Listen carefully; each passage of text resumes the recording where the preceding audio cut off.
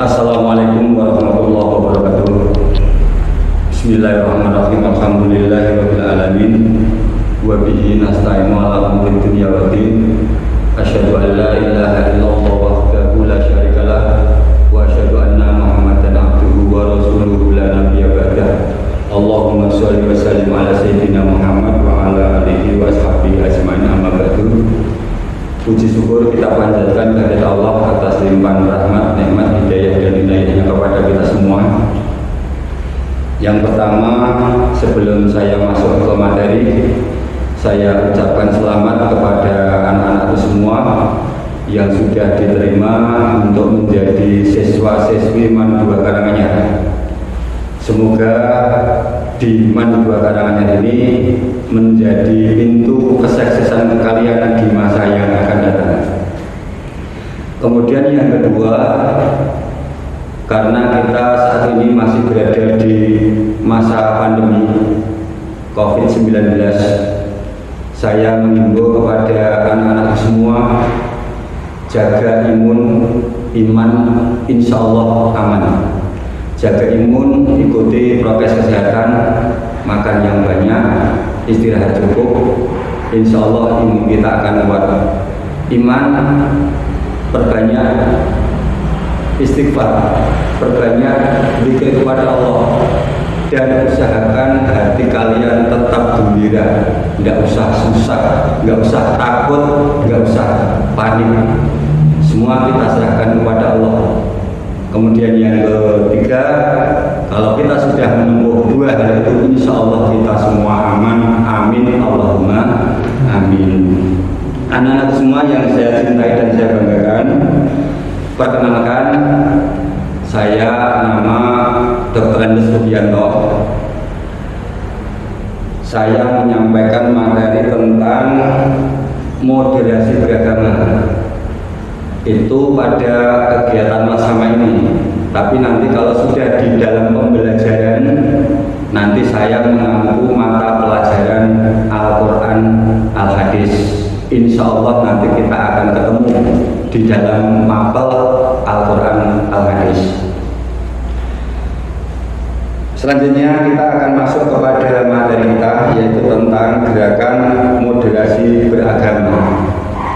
Gerakan moderasi beragama ini diusung oleh Kementerian Agama Republik Indonesia, yang mana gerakan ini dipandang sangat penting mengingat kondisi masyarakat Indonesia itu dalam keberagaman beragama di dalam masyarakat, juga adanya perbedaan kultur bangsa yang beraneka ragam, sehingga Kementerian Agama perlu mencanangkan adanya gerakan moderasi beragama.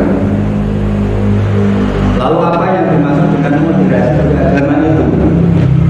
Kita jangan sampai nanti salah di dalam memahami pengertian moderasi beragama.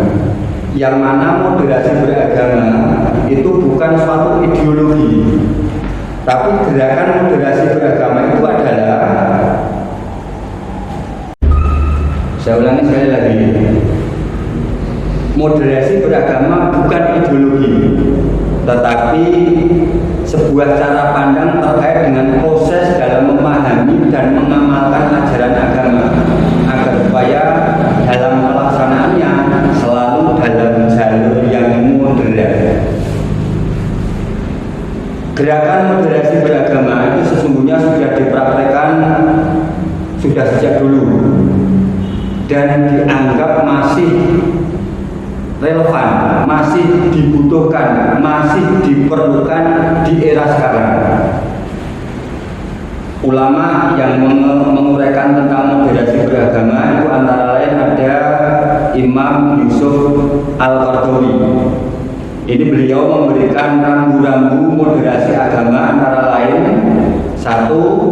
Pemahaman Islam secara komprehensif, secara utuh, secara menyeluruh, tidak dipotong-potong, tidak parsial.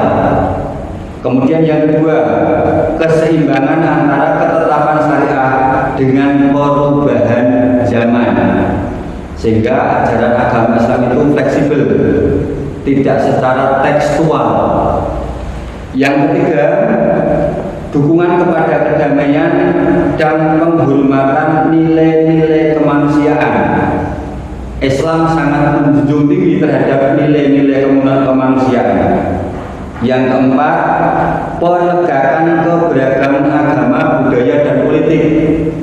Yang itu juga sudah dipraktikkan oleh Rasulullah sejak pertama kali membangun masyarakat di Madinah, yang beliau sangat melindungi terhadap pemeluk-pemeluk agama non-Islam. Kemudian yang kelima, pengakuan terhadap hak-hak minoritas.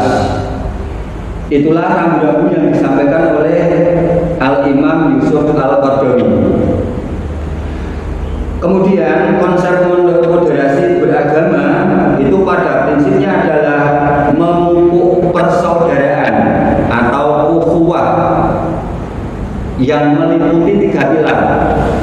Yang pertama disebut dengan ukhuwah Islamiyah, yang kedua disebut ukhuwah insaniyah, dan yang ketiga disebut dengan ukhuwah watoniyah. Uraian secara singkatnya, yang pertama ukhuwah Islamiyah yaitu persaudaraan antar sesama pemeluk Islam. Dalam konsep ini mengajarkan bahwa setiap muslim merupakan saudara bagi muslim yang lain. Di dalam surat Al-Hujurat ayat 10 Allah berfirman, innamal mu'minuna ikhwatun fa aslihu baina akhwaykum wattaqullaha la'allakum turhamun. Sesungguhnya orang-orang mukmin itu adalah bersaudara. Fa aslihu baina akhwaykum, maka damaikanlah antara kedua saudaramu. Tentunya di sini apabila terjadi perselisihan di antara orang Islam, maka harus ada pihak yang ketiga yang berkewajiban untuk mendamaikan. Wattaqullaha la'allakum turhamun, dan bertakwalah kamu kepada Allah agar kamu sekalian mendapat rahmat. Berdasarkan ayat tersebut di atas, seorang muslim harus menganggap bahwa muslim yang lainnya itu adalah sebagai saudara, tanpa memandang latar belakang keturunan, kebangsaan, status sosial, madhab yang dianut atau yang disebut dengan aliran, dan pertimbangan-pertimbangan yang lain. Pelaksanaan konsep ukhuwah Islamiyah itu tentunya ada konsekuensinya, yaitu dengan munculnya hak dan kewajiban di antara sesama orang Islam. Ada hak-hak dan kewajiban-kewajiban di antara sesama orang Islam. Seperti hadis yang diriwayatkan oleh Imam Muslim, khamsun min haqqil muslimi ala muslimi, raddul tahiyati wa ijabatu da'wati wa suhudul janazati wa ayadatul marid wa tasmitul atis. Ada 5 hak orang Islam terhadap orang Islam yang lain. Yang pertama yaitu raddul tahiyat, menjawab salam. Ini adalah hukumnya wajib.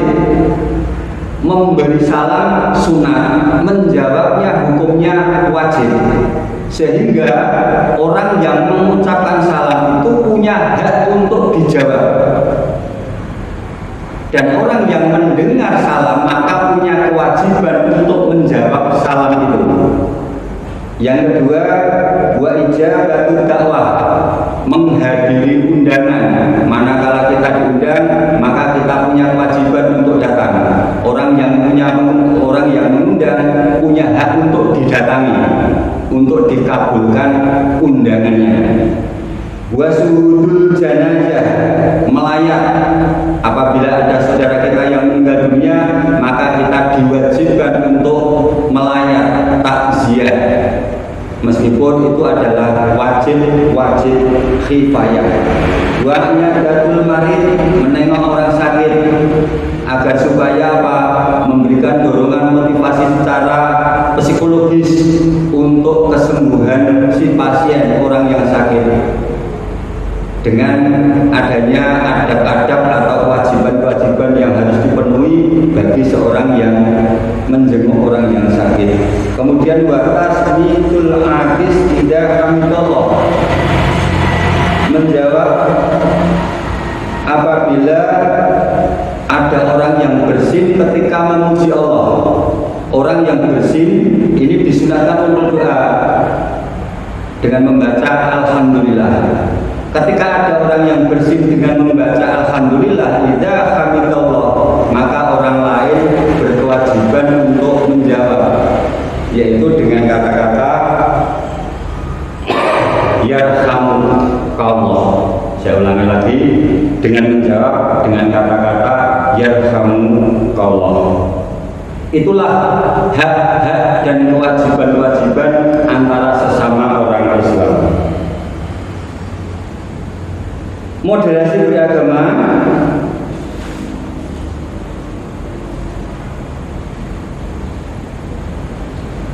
itu juga mengajarkan agar supaya terjalin ukhuwah watoniyah.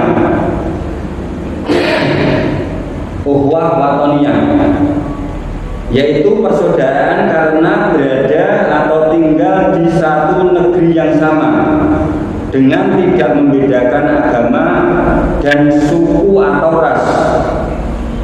Dalam konteks ini, seluruh warga negara Indonesia yang tinggal dari Sabang sampai Merauke adalah bersaudara karena sama-sama lahir dan tinggal di wilayah atau waton atau negeri yang sama, yaitu Indonesia, dengan tanpa melihat latar belakang agama maupun keturunan. Sebagaimana sabda Rasulullah, man kana yu'minu billahi wal yaumil akhir falyukrim jarahu. Barang siapa yang beriman kepada Allah dan hari akhir, maka muliakanlah tetanggamu. Tetangga di sini tanpa melihat agama maupun keturunannya, sehingga tetangga di sini dalam arti yang umum, semua tetangga, meskipun itu berbeda agama atau berbeda suku atau berbeda rasnya. Yang ketiga adalah ukhuwah insaniyah, persaudaraan antara sesama umat manusia di seluruh dunia, sehingga ukhuwah insaniyah ini cakupannya lebih luas yang bersifat internasional. Terlebih-lebih lagi pada zaman sekarang adalah era globalisasi, yang mana manusia diciptakan oleh Allah sebagai makhluk sosial yang tidak bisa hidup sendirian, harus dengan bantuan dan membutuhkan orang lain. Maka kita orang Islam harus bisa menjalin hubungan baik dengan sesama manusia di seluruh dunia. Dalam konsep Islam, manusia itu adalah berasal dari satu keturunan, dari keturunan yang sama, yaitu anak cucu dari Nabi Adam dan Siti Hawa. Allah berfirman dalam Al-Quran yang berbunyi, A'udzubillahi minasyaitonir rajim, Bismillahirrahmanirrahim. Ya ayyuhan nasu inna khalaqnakum min dzakari wa untha wa ja'alnakum syu'uban wa qabaila lita'arafu inna akramakum indallahi atqakum. Hai manusia, sesungguhnya kami menciptakan kamu sekalian dari seorang laki-laki dan seorang perempuan, dan menjadikan kamu bersuku-suku dan berbangsa-bangsa agar kamu sekalian saling mengenal. Oleh sebab itu, kita sebagai umat Islam harus bisa menjadi pelopor untuk menjaga persatuan dan kesatuan bangsa ini, termasuk juga menjaga perdamaian dunia, karena memang Islam sangat menjunjung tinggi perdamaian, menjunjung tinggi persaudaraan. Islam tidak pernah mengajarkan kebencian, Islam tidak pernah mengajarkan kekerasan, Islam tidak pernah mengajarkan intoleransi. Semuanya itu adalah bukan ajaran Islam. sehingga Islam betul-betul menjadi rahmatan lil alamin. Demikian materi yang bisa saya sampaikan. Mudah-mudahan penyampaian materi yang sangat singkat ini ada manfaatnya, dan insya Allah materi yang kita bahas di hari ini nanti akan kita bahas pula di dalam mata pelajaran, sehingga nanti akan kita perdalam lebih dalam lagi di mata pelajaran Al-Quran dan Al-Hadis. Mudah-mudahan bermanfaat. Sekian, akhirul kalam. Assalamualaikum warahmatullahi wabarakatuh. Waalaikumsalam warahmatullahi wabarakatuh.